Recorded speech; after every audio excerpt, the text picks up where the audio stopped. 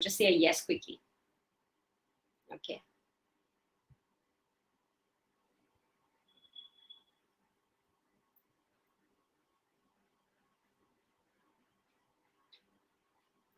Could be either. You're in a leadership position, if at all. Vikram. Yes. All right. Okay. CTO. Wonderful. Wonderful. That's nice. Okay, so without further ado, I think I'm ready to begin with all of you. Hi, my name is Zarina Poonawala. I'm a leadership coach, an emotional intelligence coach, a peak performance coach. I have done my cognitive behavioral therapy, NLP as well. And I have studied with Steve Jobs' coach, John Mattone. So I've done my leadership with him, but I've mixed up a lot of my programs with emotional intelligence. Now I'm also the podcast host of the Empowering series, the Life Manifesto with Zarina Poonawala, and we're soon launching a Hindi podcast. It's called Kaam Ki Baat Zarina Ke Saath. All of this is available on Apple, Spotify, wherever you listen to podcasts, basically. Emotional intelligence, EQ, or EI, that's what people call it. Now, I want to take you through this very interesting concept and give you a little gist, walk you through the importance of EQ in leadership and what really EQ stands for. What is EQ? Why do we talk about it? And have you heard of this concept? I'm sure some of you have. If you are in leadership roles, you probably have come across this concept some point or the other in your life, but you do not know how to use it or that you've not tried to use it. So I'm going to give you a little bit of an idea of what emotional intelligence really is. First, a quick question to everybody. A very quick question. On a scale of 1 to 10, how emotional are you? So no judgments here, just on a scale of 1 to 10. Okay, that's nice. I'm getting a couple numbers. That's good. Like a 6 and an 8 and a 9. Okay. Well done. 3. Okay. All right. My next question. On a scale of 1 to 10, how intelligent are you? Or do you think you are? 6, 7, nice. 8, all right. Hard one. It is. You just have to answer it. Don't think too much. Just go instincting. Just your gut, just your instinct. Give an answer. Be intuitive about it. Fine. Vivian, I think you're selling yourself a little short, but we'll come to that later. All right. Okay. Now I will ask you another question. On a scale of 1 to 10, how emotionally intelligent are you?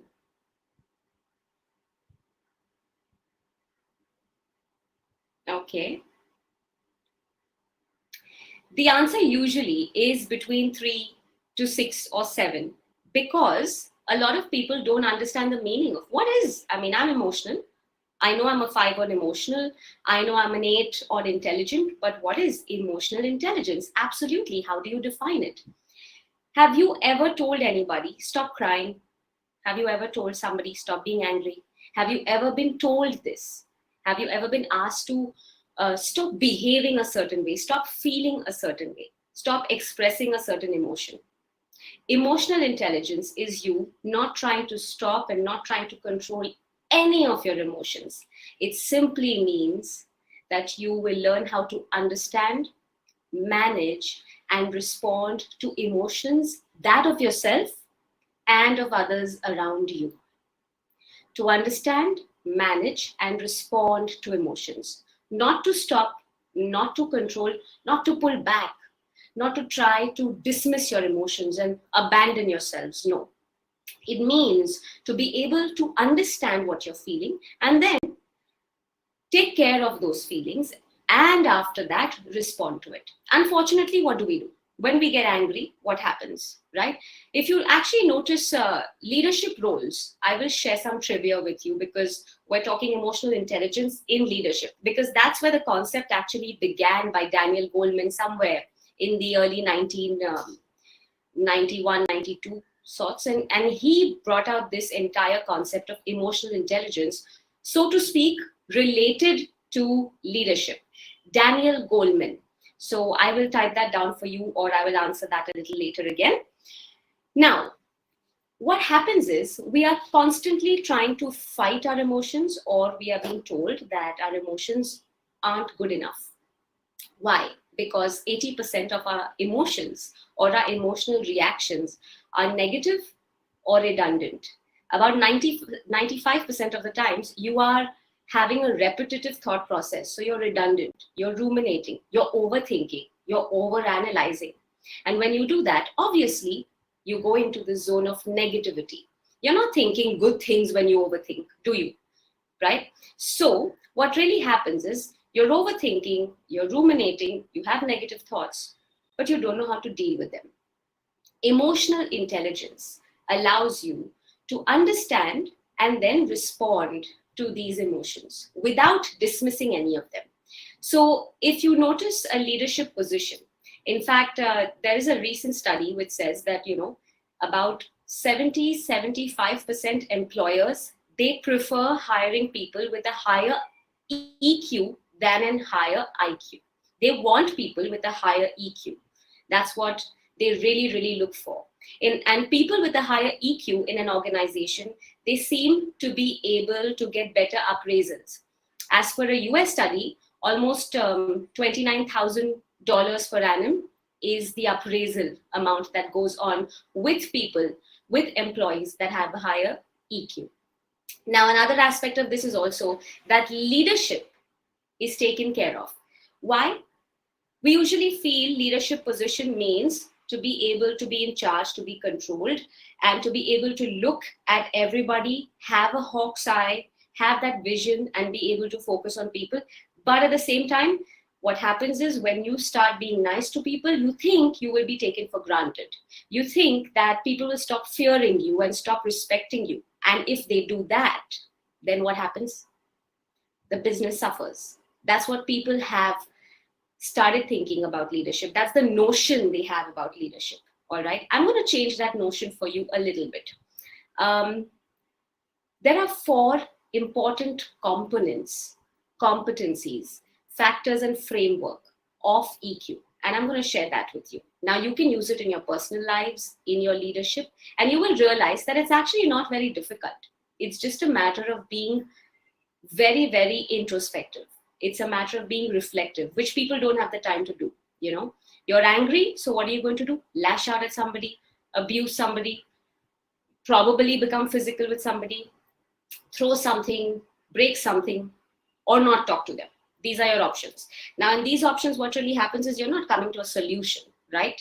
So let me share the framework of EQ with you, which is going to help you in your leadership roles to be able to grow forward and to take your teams forward as well. The first one is self-awareness. EQ is about being self-aware. If you're feeling a certain emotion, so for instance, take today's day. What's the emotion you have felt most today?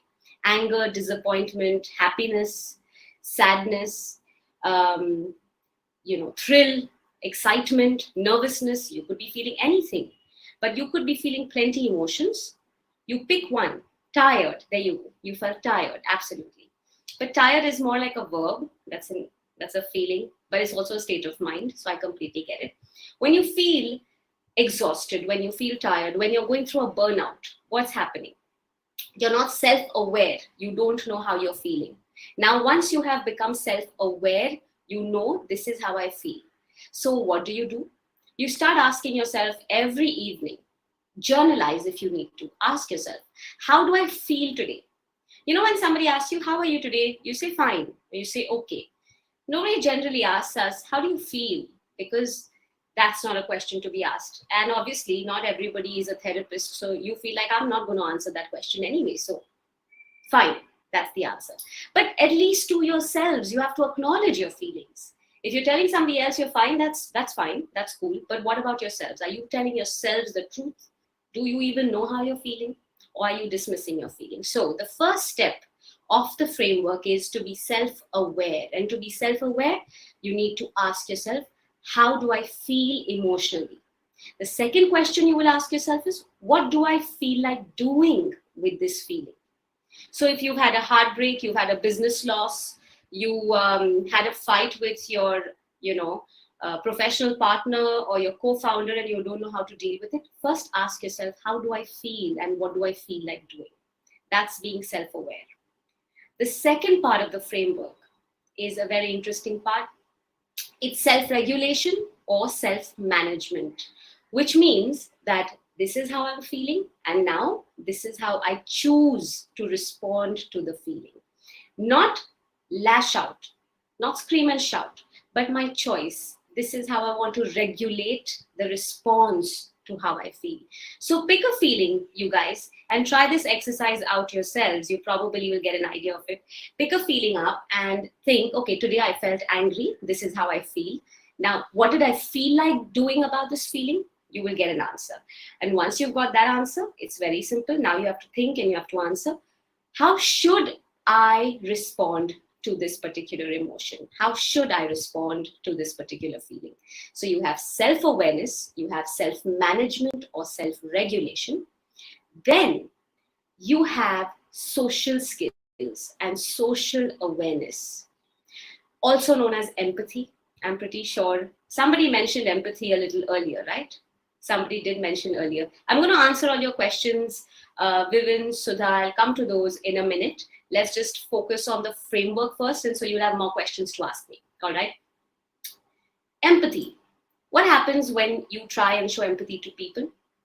What is the meaning of empathy? Please go ahead, answer. I'd like some interaction on that. Kindness, okay. We have kindness. What else? What's the meaning of empathy? Associating.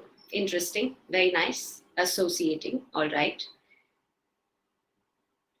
Feeling sorry. Okay. I'm gonna take this to my next question. I've got a very interesting question to ask you here. What's the difference between empathy and sympathy? Since I've got this answer, feeling sorry, I'd like you to have some clarity on this. What is the difference between empathy and sympathy? Anyone? Correct, when you understand versus when you feel bad for somebody. So, I'm not sure if you've seen this little video that has been doing the round since a while, but I'll quickly share the scenario with you. There was an old man, and, basically, he was homeless and he was blind, and he used to sit by a metro station. So he had a board, a nice cardboard board in front of him, which just said, I am blind, please help. And he'd put that board and his begging bowl and sit on a mat outside the metro station. Now, obviously, he did have a few people who did feel bad for him, felt sorry for him, and they landed up giving him something, a penny or two. Now, a woman walks past, somebody who's going to, work, she's a professional, she's crossing, just walking past the station during these peak hours, and she sees this man, a blind homeless man with this board, the signboard saying, I'm blind, please help. So what does she do? She picks it up, she turns it around.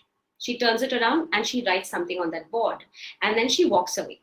Now, suddenly through the day, this blind man has started to get a lot of money, a lot of charity. A lot of people are donating money to him. And when she's passing by again, obviously he can't see her, but she did stop to check in on him. And when she did, she asked, how are you doing? Did it work? So he said, I don't know what you wrote, but whatever you did worked for me. So what did you write on this board? So she turned around and she said, you have written, I'm blind, please help. What I wrote is, it's a beautiful day and I can't see it. It's a beautiful day and I can't see it, which means that is the difference between sympathy and empathy. You can sympathize with somebody, talk about help, feel sorry for somebody, but feeling sorry isn't enough. What is important is to put yourself in their shoes. It's a beautiful day and I can't see it, meaning you can. So you feel somebody's pain and you feel their emotional needs, and so you try and help them out. You try and anchor them or support them in the way you can. right? So the difference between empathy and sympathy, very simple. One is being sorry, one is putting yourself in the other person's shoes. But more importantly, I tell you, in life, that's the problem with emotions. You feel when you empathize with people, they take you for granted. You feel when you sympathize with people, they take you for granted. But that's not how empathy or sympathy works. Sympathy being the fourth, social awareness being the fourth part of this framework, basically means that in your leadership roles, in your lives, you need to understand where the other person is coming from. Now, how do you do that? There's a trick, okay? There's a trick. I've started to master it myself, and I've read it in a book by Don Miguel Ruiz, and this book it's called The Four Agreements. So I'm going to recommend it to you as well. Maybe you can go ahead, buy it or read it. But there's one particular thing he says in this book, one of the agreements actually, which is do not take things personally. If your boss is getting really, really mad at you, ask yourself, is the boss getting mad at you or the work that is done or not done? If your spouse is getting really angry with you, ask yourself that is this your spouse's reaction to maybe something else, or is it because of you? We usually make the biggest mistake of taking things personally, and hence we cannot empathize with people. We can't put ourselves in their shoes because we've already taken something personal, which was not about you. It was about them. It was about their feelings. It was about their emotions. But you turned it all around, brought it onto yourself. Now, when you do that, you lack the ability to see through. You lack the ability to see through people, see through their emotions, respond, regulate, manage, all of that. And then the fourth framework suffers. The fourth part of the framework, the fourth competency, so to say. What is that? What do you think that is? So the first one I said was self-awareness. The second one is self-regulation or self-management. The third one is empathy or social awareness. The fourth one, listen carefully, guys, this is it. You have to be able to understand this because this is going to take you to the next level, is building relationships, building bonds. We're in a time of social media where most things around us are very intangible, virtual, to some extent unreal. And so what happens is, yes, I will type it for you. Once I'm done with explaining these, I will definitely put them down for you. So just give me a minute. You're looking around you, you see people, you virtually interact with people. You know you have plenty of followers or friends on Instagram and Facebook. But in reality, how many reach out to you? How many 3 a.m. friends do you have? How is your bonding at your workplace? What kind of bonds have you built at work?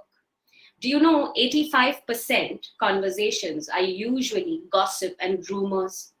And do you know where they start? Obviously, at home, relatives and friends and family, or workplaces. Now, can you imagine if your workplace is full of this gossip, grapevine, office politics, rumors? Where is the concept of growth and building pure, strong bonds? It's hard. It's very hard. It's difficult. So you have to start understanding that these are steps. If you're aware of your emotions, you can regulate them. If you can regulate them, you can respond better. If you can respond better, you will have some empathy. You will be empathetic towards people. And if you can do that, you will have stronger bonds in your workplace, at home, with your family, your spouse, your kids, your parents, anyone and everyone. Because you are capable of dealing with the one thing that is inside of you, your emotions. There are about 27 different emotions a human being feels. 3 really core emotions a human being feels. Constant feelings that we go through are the negative feelings. So you see what's really happening? We have to be able to manage those things to be emotionally intelligent. An emotionally intelligent person is mature, does not take things personally, does not assume, learns to listen more carefully, is able to be a little more perspective, stretches their perspective with people, understands a point of view without being biased, without being partial, without being too opinionated, without instantly coming to a reaction. That's what EQ is all about. Now, let me tell you why it's so helpful in leadership. Obviously, it's clear to you why it is, but there was this project done by Google. It's called the Aristotle Project. It was done somewhere around 2012. So 2012, there was this project that Google took up, and it had thousands of its teams and employees going through this entire project. They were trying to figure out what works, what makes their employees do well, and what doesn't. You know what stood out most? What stood out most was psychological safety. Psychological safety was the reason that a particular team or a particular department was doing well. Why? Because whether they failed or whether they succeeded, whether they had good days or bad days, they had each other. They were strong as a team. They knew they had each other's backs. They were happy to work with each other. They were okay to have conflicts, but they preferred to have conflicts with the same people rather than having conflicts with new people because they were comfortable. They trusted each other. Psychological safety came across as the topmost reason for top performers, and 90% top performers around the world have higher EQ. Also, let me tell you, in leadership, I have noticed this and it's been a trend. Uh, Leaders, when they're in their mid-level of the food chain, of the hierarchy of the system, they have highest EQ, all right? The minute they go to the top level, their EQ reduces. Why is that? Because they do not really work with people anymore. People's skills are not important to them. What's important is numbers, objectives, projections, having teams do their jobs. But their job is not people anymore. The mid-level looks after people. Hence, the mid-level has the strongest sense of EQ. And that is something that I'm working really hard on to bring to the top level of any management. Managements which have a higher sense of EQ at the top level, those companies just seem to be doing really well consistently. In fact, EQ has become the go-to for most leadership, top performers, peak performers, because they think that is the base of everything they do. Imagine you're great at work, okay? You do really well, but you have a reputation of being, angry, arrogant, prudish, snobbish, maybe, very snappy, very sassy in the way you talk. Why? Just because you're good with your work, you think you have the ability or you're entitled to a certain type of behavior? I'm sorry, but that's not true. You're not. I want to burst that bubble for you. It's not true. Just because you're the boss, people have to fear you. Just because you're a leader or in a leadership position, people have to be afraid to come up and speak to you or share their thoughts. Not asking you to have an open door policy. I completely understand that you are not available for everybody. But what's the aura? That aura comes from you being aware of your emotions. If you're going to shove your emotions under the rug and expect others around you to do so too, what's going to happen? It's going to pile up and it's going to become really dirty and it's going to become hard to clean eventually. So I'm going to suggest you do this, okay? Try it out today. In fact, before you start asking me questions, maybe you want to try it out right now. Write this down for yourselves. Your emotions on a scale of 1 to 10, like you already mentioned. How intelligent you are on a scale of 1 to 10. How emotionally intelligent you are on a scale of 1 to 10. And now you will write, or you can do this later. How you feel. How you feel. What you want to do about this feeling.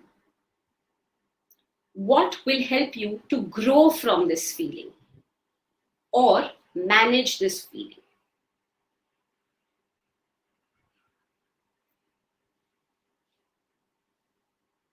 Okay. How you feel. Let me type it down for you. So, on a scale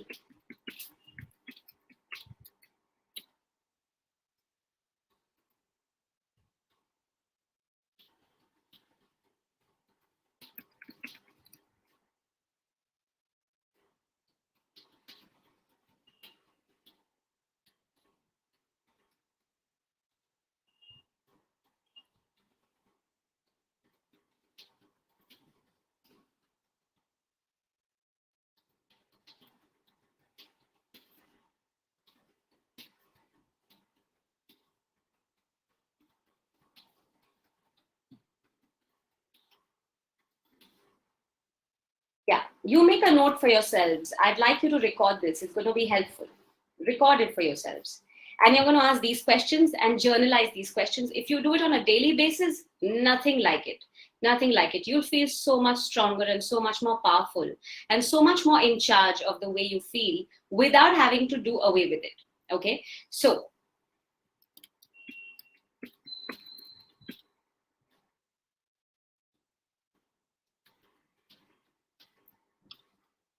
what is the strongest emotion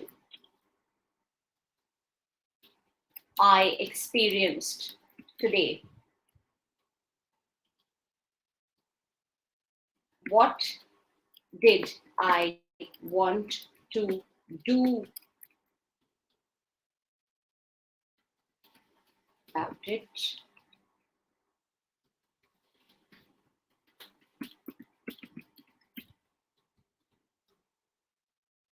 That's great.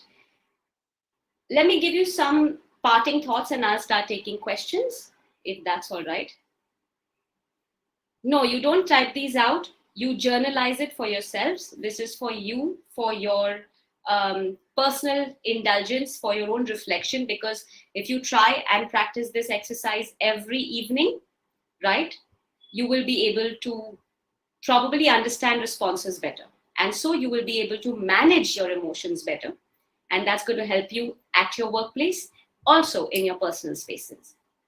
So I want to share two things with you before I conclude this part of the conversation, and I'm going to leave it up to you to give me some thoughts. First, every single time you see boiling water, what happens? You know, boiling a cup of coffee or you're boiling your chai. Just say water, for instance. What happens when water is boiling, right? It's hot. Can you see through it? Can you see what's going on? It's boiling. No, you can't. So what do? You are boiling water when you have emotions running around and you're reactive, you're volatile, you're vulnerable to everything around you. What you have to do is remember your judgment is going to be clouded if you are literally boiling hot in your head. And I don't mean hot as in anger, I mean any emotion. Okay? You will make sure that you just calm yourselves down. If you calm yourselves down before you react, what happens? You're going to be able to see through that water. You're going to be able to get answers. If you don't, everything you do is a reaction. Simply put, I think Sundar Pichai, you all know who Sundar Pichai is, right? He's the CEO of Google. I think he mentioned somewhere that there's a difference between, that's correct, reaction and response. What's the difference? He says that if you see a cockroach, a roach running around in a restaurant, okay, somewhere next to your feet, what's the first thing you will do? You will react. What are you going to do? You're going to jump, you're going to scream, you're going to shout, you're going to call the waiter, you're going to do something. But you are reacting. Instantly, you see a cockroach, you go, you don't know what to do. Then, what happens? The waiter comes. What does the waiter do? Does he scream or shout? Or the waitress? Screams or shouts? No. Looks, probably picks it up, throws it out, probably sprays something, probably kills it. Whatever is being done without a single sound. No no ooh, no screaming, no shouting, nothing. Because what you did is a reaction. What the waiter or waitress did is a response. How do you get there? Simple. Very simple. You have to understand the difference between a reaction and response to be emotionally intelligent. It's easy to react. It's instant, right? You feel something, you react. So the stimulus and the reaction. How do you respond? The pause in between a stimulus and reaction is where the response comes from. The pause between the stimulus and reaction. You're feeling something very strongly. Take a minute. Understand that emotion. Pause. Once you've paused, understand what response needs to come out, not reaction, what response. I can scream and shout, but did I move that cockroach? No, I did not. Somebody else came without screaming and shouting and did exactly what needed to be done. That's a response. What you're doing is just reaction. So If you want to be emotionally intelligent, learn to respond, not to react. Learn to be self-aware, manage your emotions. Learn to manage your team and their emotions as well. Understand their emotional needs. Understand your own emotional journey. That's how you grow, not only in your professional spaces, but also as a human being. You just evolve. Like somebody mentioned maturity, absolutely. You become way more mature. There's wisdom to everything you do. So that's what I wanted to share with you on emotional intelligence, a simple framework and a couple of things here and there. Please go ahead, ask me as many questions as you like. Looking forward to that. So guys, go ahead, ask me questions. All right, I'm looking for the questions. In terms of introspection, do you have a way to do it? Yes, absolutely. Introspection is very, very important. And it is something that people don't do every single day, right? Now, emotional intelligence also has something in the middle, the crux of these four components, the crux of it is motivation. Some people think motivation is, oh yeah, she motivated us and she's gone and it's done. But motivation is like there's a very famous quote, it's like a bath, you have to take it every day. Similarly, introspection, if you want to get into the process of it, you've got to go through it every day. How do you do that? When you introspect, you need to ask yourself a few questions. All right, so on a daily basis you have to ask yourself questions. First question, or a couple questions that I can share with you here, is one is about you being self-aware, so the emotional aspect is taken care of. The other is about you, what have I achieved today? What mistakes have I made today? What have I learned today? What relation of mine has been better today? Which relationship suffered today? What can I do better tomorrow? What makes me more confident? What are my strengths? What are my weaknesses? How should I grow tomorrow? So these are about 10 questions that I've just instantly given you. But I think if you pick up the first 3 or 4, it's enough. I'll repeat them for you. You can write them down if you like. You can go ahead with probably, I think, yeah, I'm going to choose the ones. I'm going to give you what have I done well today? What is my achievement today? What is my mistake, or what mistakes did I make today? What lessons have I learned today? What can I do better tomorrow?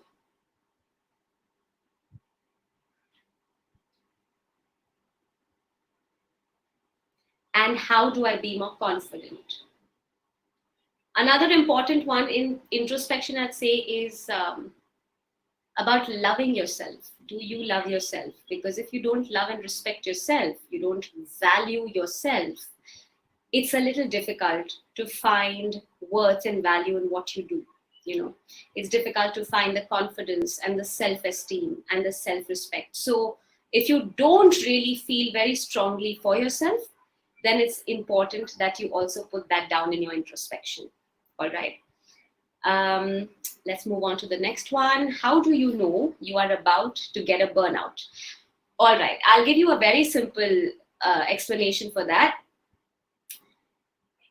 When you are going through a burnout, you become very cynical, extremely negative. You detach yourself from people, okay? Even at the end of the day, when you have time, you don't have the energy to do anything. All right, you're feeling overworked and you are also now underperforming. So you're feeling overworked. It's not like you're performing at your best. Now you're underperforming. You're also cynical. You are in the zone of detachment and you're too exhausted to do any activity or take up any hobby or socialize or go out or watch a movie even, or just sit and watch Netflix and chill after a long day's work, because now you're mentally so exhausted that you don't have the energy even for that. So even when somebody asks you to unwind, you find it very difficult to do so. So these are some things that can be, I'd say, sort of effects, you know, not the cause, These are not the causes. These are the effects of burnout. And these are sort of symptoms which become chronic. They also become acute as you go longer with it. And if your burnout kind of exists for too long, you basically are going into a very anxious zone. So, there's stress, there's anxiety. Now, burnout is somewhere in the middle. If you stress chronically, continuously, okay, and repeatedly, you will reach this point of burnout, and it's not going to make you a better performer. You are underperforming, you're overworked, you're exhausted, you're cynical, you're negative, you're pessimistic, you're detached from your social circle, your family, your friends, even your co-workers, and you just don't know what to do with your time out. And that's what happens. All right. Okay. Okay. How do you know you're about to get? Okay, that's how you know. How do you do this at the moment and not after the fact? Okay. So if you've started to notice a little symptoms, a few of the symptoms of what I have just mentioned right now, I think what you need to do is start a digital detox. Okay. Also, an important way to deal with burnouts is setting boundaries and saying no. A digital detox, I'd say, is something you do maybe with, 20 minutes of complete no phone, no laptop, no television time. Just literally allowing your mind, your brain plasticity to just be, allowing that pause in your life before you go back into that zone. So it's not enough to rejuvenate you, but it helps. A digital detox in today's day and age helps, because when you're cynical and you see social media and you're comparing your friend who's gone on a holiday when you're stuck at work, it makes you more negative. You want to stay away from that kind of negativity in your life. Okay. Now, the second thing that you do is you're going to make sure that you are taking up, a few things, a few activities, even if you don't like it, but you are taking something up to mentally and physically rejuvenate yourself. That's how you deal with the initial symptoms. Okay. And I think a nice way to deal with burnout is having boundaries and saying or learning to say no. Because I think when we keep saying yes to work or opportunities or bosses or family members and friends and relatives, what we really land up doing is we overpromise and we underdeliver. And then we go into the IST zone, the Indian Standard Time, where we don't even have good time management anymore. So you keep changing the time span, the schedule, you're replying to emails later, you're not answering calls, you do these kind of things. Instead, learn to say no, learn to set a few boundaries, take calls at a certain hour, make sure that you sleep well, make sure that you hydrate yourself enough, spend time with the people that you actually love to spend time with, and spend time with them. Try and be a little more mindful about your activities and your behavior. So mindfulness is a great exercise to help you out there. All right. I'll move on to Gurleen's question. How do you get people to do this in your company? Do what exactly? The EQ or burnout? I'm a little confused. So Gurleen, I might need you to, I need that question again.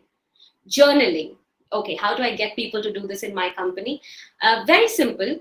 What you do is, journaling is your own record. You don't have to share it with everybody. It's like a personal diary. But there are parts of journaling which actually can help in the organization as well. So if your company if you know that people are not going to go back home and sit and journal and write their thoughts and feelings, it's okay. Why don't you create a small template that needs to be filled out by everybody in office? Because that's what I started doing initially. When people enjoyed the process, and I've done that with a lot of organizations as well, when they started enjoying the process, then you take that journaling deeper. When it goes deeper, you can have them do it personally for themselves. But maybe from work perspective, you can pick up the achievements and the mistakes and the lessons. You can pick up strengths and weaknesses. You can pick up maybe one good thing about your day, one bad thing about your day. So you can start slow. You can start with more objective answers and make a template which is common to everybody. And then eventually it can become more customized. It can become a little more specific to each of your employees. All right. Okay. How do you act on it, like after you journal it? Journaling is not about you needing to act. Journaling is about you. I think, who's that? Okay. Medha. Journaling is you recording the way you do things. Automatically, when you start sensing it, you will realize this needs change, this needs improvement, this needs to be done or not be done. But the fact that you can see it, you're already rewiring yourself subconsciously to know that something needs to happen. So the minute you can get into that zone, making a change or kind of improving on something that's already existent is easier. Journaling is not entirely about you having to just make, like an action plan. It's not goal setting. It's not goal setting. It's just understanding yourself. So when you do that, I think, Medha, if supposing you pick up, okay, this is a mistake I made. For instance, what's a mistake that I made today? The mistake I made today is I didn't land up calling my client in the time that I had told them I would. So tomorrow I'll just have better time management. I will make sure in the first half of my day I finish those tasks where I need to call somebody. That's as simple as that. So that's how you can act upon it. Do not try too much. One step at a time. Like I always say, how do you climb a mountain and how do you swim an ocean? One step at a time, one stroke at a time. You can't do more than that. So pick any one thing from your journal and say, hey, you know what? What's the lesson I learned today? I learned how to be a little more patient. Well, tomorrow I'm going to try it out. So if there's somebody who always gets on my nerves, I will make sure I don't react to them, not instantly. Just try it out. So journaling helps you to experiment with your own practices, with your own behavioral patterns. What derails you, what are your pain points. It just helps you to understand better. Okay, let's move on. How does one actually stick to journaling? Okay, this is interesting, Sudha. So I'm going to quickly share you guys. Can you tell me how much of your mind is conscious and how much of your mind is subconscious? Anybody? Do not Google. Just tell me. No? 40% of what? 10% conscious or subconscious? Subconscious, unconscious. In NLP, we call it unconscious, but I'd like to call it subconscious because unconscious means just completely dead for you. So in your minds, I think conscious. Okay. 88 to 90% of your minds are subconscious at all times. 10 to 12% of your minds are conscious at all times. You might think, why is that? Or how is that possible? Right now you're in this session. You probably are very conscious. You're listening consciously. You're being attentive. You're right, you are. But there are two activities that we take up on a daily basis, all the time, 24 hours, which makes most of our minds subconscious. Breathing and thinking. Breathing, meaning until and unless you're not meditating, you don't breathe in and you don't breathe out. You do it constantly, like you and me are currently. And thinking. You could be in this session right now, but you could be thinking about what to cook for dinner, or who's going to come in later, or I need to send that email out, or I need to make that call. You could be thinking about 10 things. So subconsciously, that's what happens. Conscious mind is what you use to practice habits and then you put them in your subconscious. So what really happens is, have you driven a car? Most of you, I'm sure most of you have driven. You see, when you start driving, you learn on a manual car, the process is very conscious, subconscious process. So what's going on? You have a pair of hands, a pair of eyes. You're not left-handed, but you have to change the gear with your left hand. You have 2 feet, a pair of feet, and you have 3 pedals there. You don't know what to press. So you're very attentive. But if I ask you, do you drive consciously today? Would you say yes? And at that time, you're more like, oh, we're on the ceiling now. So let's go into the 5th gear. Oh, we're close to a signal now. So let's go into 1st gear. Now do you think?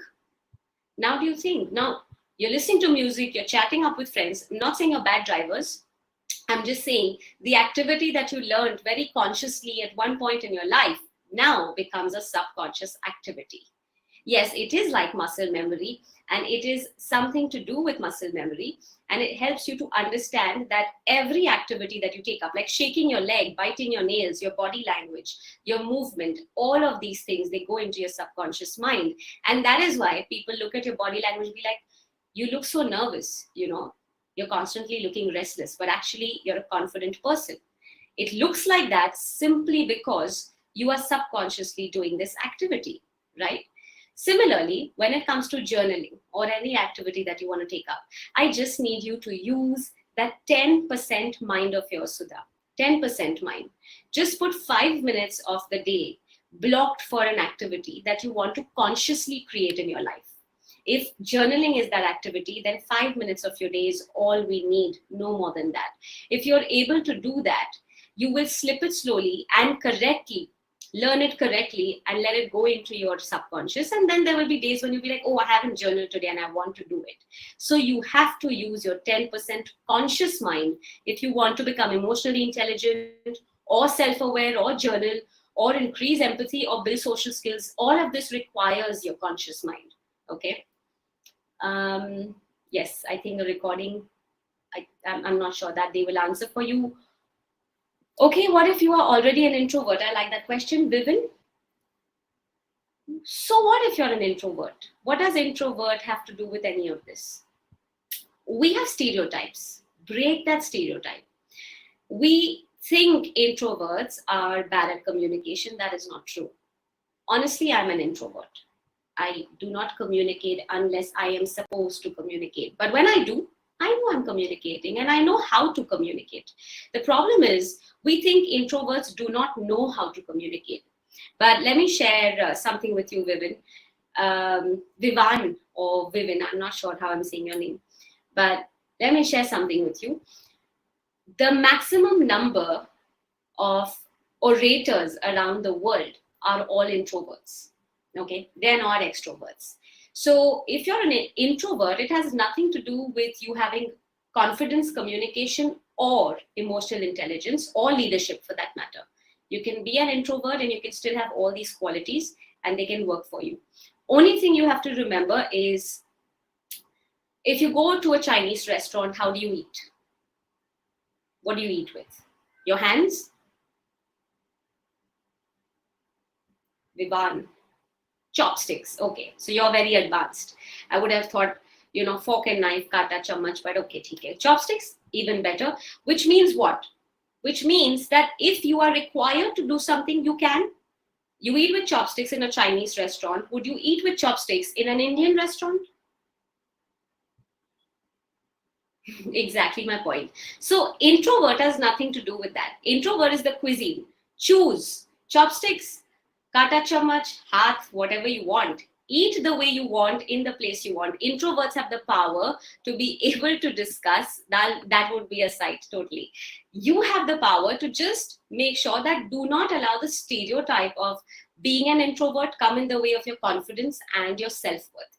If that doesn't happen, you're fine. Your communication shouldn't suffer, because just like people tell introverts to speak more, which I find very derogatory, to be honest, I also feel you can't really tell extroverts to speak lesser, right? You don't end up telling them that. Extroverts are people who are very, very capable of holding a crowd, having attention, being the spotlight of a room, being able to talk, being able to hold people together, hold a gathering in place. But extroverts also have a con to them, all right? And the con is very simple. They talk more and they speak less. Introverts speak more and they talk less, right? So if you are an introvert, be a proud one. It does not mean anything else needs to suffer. Am I clear about that? So I think you liked my analogy about the Chinese, and Anmol is also laughing. Let's move on to Anmol's question then. How do you prevent employees from burning out? Yes, very important question, Anmol. And if they don't express themselves, see, employees don't express themselves because at the end of the month they get a paycheck. But can I also tell you one very important and very interesting trivia as we talk about this? As we speak right now, 20 million Americans have quit their jobs. We are currently in the phase of the great resignation. 23% people from the IT industry have quit their jobs. Quit. In the middle of the pandemic, in the middle of all this COVID stuff, people have quit their jobs. The great resignation, right? So that's Reddit. So you see what's happening is people are concerned about quality of life. People are concerned about being able to get benefits. People are concerned about not just slogging and struggling and being part of this slavery. And I also want to tell you, as employees, as an employer, I can tell you that no matter what you do, sometimes it's not enough. Sometimes it's not enough. Employees don't seem to understand. But at the same time, you have to understand their point of view. What are their needs? So if you want to really help your people from not burning out, firstly, please have standard timings. Okay, let your employees know that you do not work after these hours. If your work is high pressure and it requires people to be on the clock 24/7, you need to make sure that you give them days off in a way that they can rejuvenate, and that people from the organization are not calling for that. अच्छा खाली वो एक email जरा आया है वो जरा check कर ले. अरे खाली एक call है 10 minute का call है, let's just get on to that. Now you can do what you want. See, that is you bringing a person back into their work zone and then asking them to leave. That doesn't happen. It's difficult to zone out. They're hardly getting a chance to zone out, maximum people. So have timings, have time regulations in place. Make sure that after a certain hour, your employees aren't disturbed. They're not meant to be disturbed. Put down this little concept of probably EQ in front of them and ask them to start focusing on their EQ as well. Maybe as a team, have an activity, bring in somebody to have a conversation, go through the process of understanding EQ as a team and let them understand where they're lacking. Allow them to take time off for activities. And I know this is too much and it's a little far-fetched, but I should say this, Anmol. I feel that, employees resort to making excuses to take a break. They have to say, my dadi passed away, my nanny something, my grandmom, my grandfather in the village, this, that. Something has to be an excuse, and they have to use really strong excuses to get a break. I think what employers need to do and leaders need to do is normalize the concept of just taking a break because you need a break. It shouldn't be often. It shouldn't be all the time. I understand there's a monetary and financial dent because of that. So I'm not asking you to do any kind of charity here, but at the same time, I'm going to say, make sure that you give your employees the liberty to pick a day or two in the month or in 3 months or 4 months that, hey, you know what, just come up and say you want a break and just don't come for a day. That's fine. You don't have to always have an excuse or a reason to not turn up to work. It's fine. So if you give them that, you manage their timings better and set certain standards and boundaries within the organization, it should help. And I really think, go through a little bit of EQ together as a team. That'll be nice.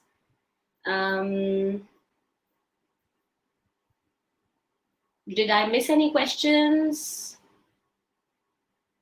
Okay, in terms of after the fact was,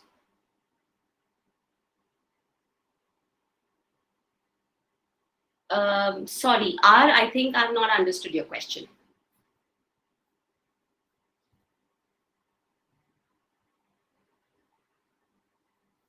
In terms of after the fact, my question in terms of after the fact was regarding reacting in situations. So I'm sorry, I haven't got this entire question or understood it. So could you please sort of share it with me again?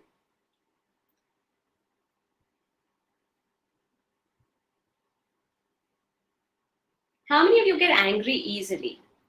That is one emotion that you should understand and be more self-aware about. It's not a bad emotion at all, but it's not managed well. There you go. Okay. That's one Sujit with 3 me's. Okay. Yes, you said that we should analyze our emotions. That's right. We should analyze our emotions because, like anger, for instance, I'm angry. Now, what do you do when you are angry? What do you land up doing when you're angry? Okay, that's the point. Walk away. That's it. Screaming. There you go. No problem. Screaming is not bad, but how often do you scream? Any emotion, when it takes you to the extreme length, and when people have to start saying, remember, this is an insult. This is an insult for you if people have to say, ye to aisa hi hai. या ये तो ऐसी ही है, it's okay यार, जाने देना, तू समझ लेना, ये तो ऐसा ही है. That means that you're willing to just be a certain way and not make changes. You're not willing to improve. Your body language gives it away. So what happens is when you're angry, you're raging, you either scream, you shout, you turn red. There's a psychological effect, there's a physiological effect. People who get angry also feel a high pressure, stress, so the blood pressure might increase. You have a sudden headache or a cluster headache, your body is getting all stiff, you feel all these things. So what do? Don't go to the person you're angry with and use all these emotions altogether. That's where the self-regulation comes in. Don't go and show all these emotions all at once. Take a break, take that pause, the stimulus and the reaction and that anger in between. Take that pause, walk away, calm yourself down, ask yourself, how should I react? What do you want? What is your objective? Is your objective to show somebody you're angry, or is your objective to actually find a solution? कि चलो भाई ये problem था, मुझे ऐसा feel हुआ, तुमने ऐसा क्यों किया? Whatever it is, let's sort it out. Do you want to sort it out, or do you want to just have an outburst? It depends, right? So if you want to make sure that you want to sort something out, you can't go on screaming, shouting at somebody every single time. And if that becomes your behavioral pattern, that person will get used to it. But also the behavior or the relationship will become toxic with time, where you will constantly be told that this is how you are. If that's not how you want to be, I'm going to say, when you're angry, go to the terrace or go down to the car, sit in the car and scream, blast music, do something for 5 minutes. For 5 minutes, take time out before you do anything or say anything to anybody. Try it out. I know it's hard, but this requires your 10% conscious mind. Okay? With an anchor, I can control. That's right. Emotional intelligence, Sujit, allows you to not need an anchor. Actually, you become the anchor to a lot of people once you become emotionally intelligent. You're able to control, and do not control your anger. Do not. You have to manage it. Manage your anger, guys. You have to tell yourself, how do I manage this feeling? You are not trying to stop it and suppress it. Please feel angry. It's fine to feel angry. गुस्सा है चलेगा, लेकिन आप अगर 10 में से 9 बार आप गुस्सा होते हो, then something is wrong with you, right? You don't know how to deal with the situation. It has to be 5 times, 4 times, 6 times maybe. So you have to be able to balance that out. Okay. All right. So I think that was, no, Vikram, we do not use only 10% of our mind. We use all of our mind, but most of our mind works on autopilot. That's what it means. The 10% is the conscious part of the mind, where you study from, when you're learning a new skill, when you're learning the piano, or like I said, driving, or you're learning how to walk. All these things happen with the conscious, and then they go into your subconscious when you're learning how to cycle, right? So yes, it's not just 10% of your mind. Okay. Let them know I'm not angry. You won't need to let them know. Once your body language changes, once you have decided to manage your anger, automatically they'll know that. And if you're angry, let people know you're angry, but have a proper valid way of putting across the communication. You can show anger, you can be raging. I'm not saying don't do that. You can feel those things. Once in a while, acha hai, let it out. Crying is not bad. When people say you're a man, don't cry, that's nonsense. That's bullshit. Why not? Anybody can cry. You have tear ducts, you will cry. But if you're going to cry every day and on small things, people are going to be like, how much do you cry? They're unable to understand the problem, because now their focus is don't cry, don't cry, don't cry. This is what happens with emotions. An override and an overdrive of emotions takes you in the process of then having to control them instead of actually sharing and expressing them. Okay. Well, any more questions for me, guys?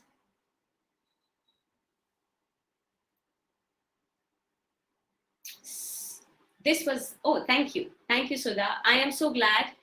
And I really hope you guys can, take a piece or two from today and work on yourselves, right? Okay. The book I mentioned was The Four Agreements. The Four Agreements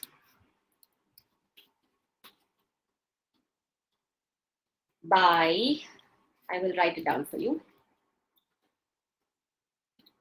By Don Miguel Ruiz. Also, I'm going to recommend one more if you're into reading. I don't know if you read. You can read Atomic Habits. Has anybody read Atomic Habits by James Clear? It's very interesting. You will be able to understand one very important thing in Atomic Habits. That is, we focus on goals, right? We focus on goals that I want to lose weight. So now I will lose those 10 kgs or 10 pounds and then be like, okay, now what? Now you need motivation again. Then you probably say, I want to buy a house, and you make enough money, you buy a house. Now what? What's next? So what happens is when you focus on a goal, your goals keep changing. And sometimes then you don't have a goal in front of you. And then you lose sight of the goal and you become demotivated and uninspired. So what do? Do not focus on the goal.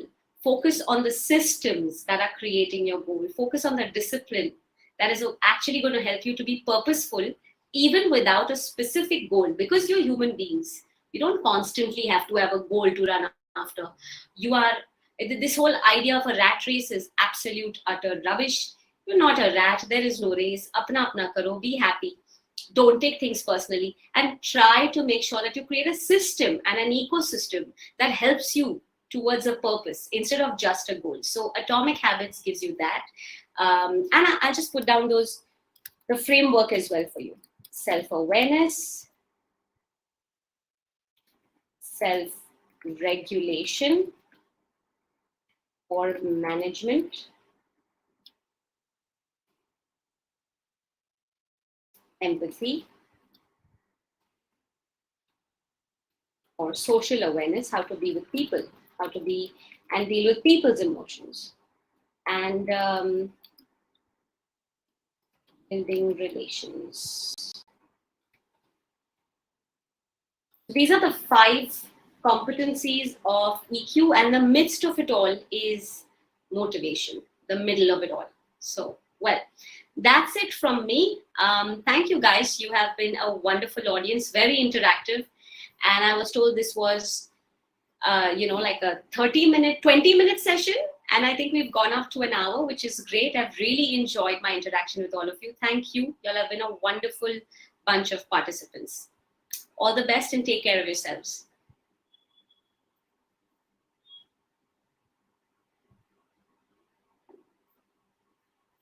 I'm going to share my podcast link with you here.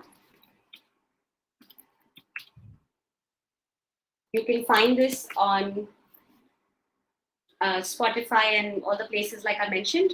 And in case you want to listen to any little nuggets every now and then, you can follow me there. So thank you and all the best, and hope to see you guys again and very soon.